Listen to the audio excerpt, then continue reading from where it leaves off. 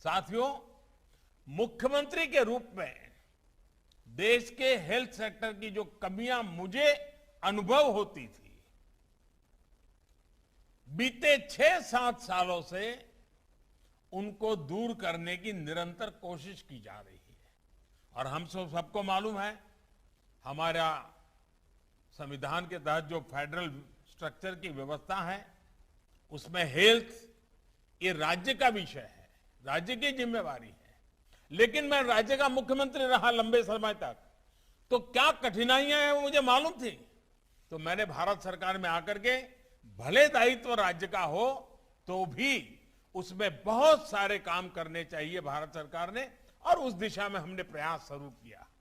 हमारे यहां एक बड़ी समस्या ये थी कि देश का हेल्थ सिस्टम बहुत ही अधिक टुकड़ों में बटा हुआ था। अलग अलग राज्यों के मेडिकल सिस्टम में राष्ट्रीय स्तर पर कनेक्टिविटी और कलेक्टिव अप्रोच का अभाव था।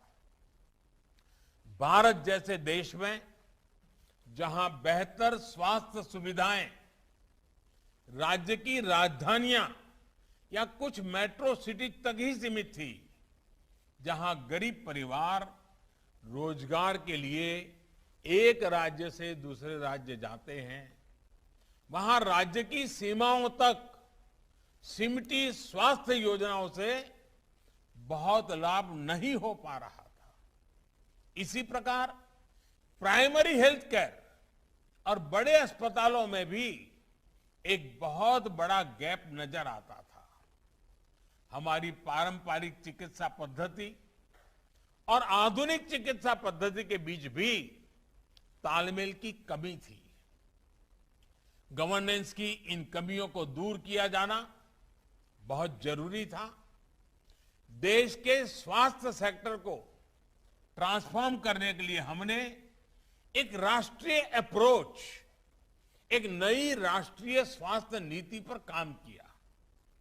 स्वच्छ भारत अभियान से लेकर आयुष्मान भारत और अब आयुष्मान भारत डिजिटल मिशन तक ऐसे अनेक प्रयास इसी का हिस्सा है।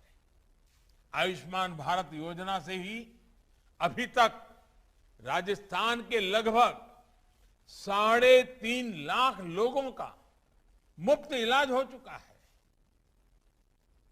गांव देहात में स्वास्थ्य सुविधाओं को मजबूत करने वाले लगभग 2,500 हेल्थ एंड वेलनेस सेंटर आज राजस्थान में काम करना शुरू कर चुके हैं। सरकार का जोर प्रिवेंटिव हेल्थ केयर पर भी है। हमने नया आयुष मंत्रालय तो बनाया ही है, आयुर्वेद और योग को भी निरंतर बढ़ावा दे रहे हैं।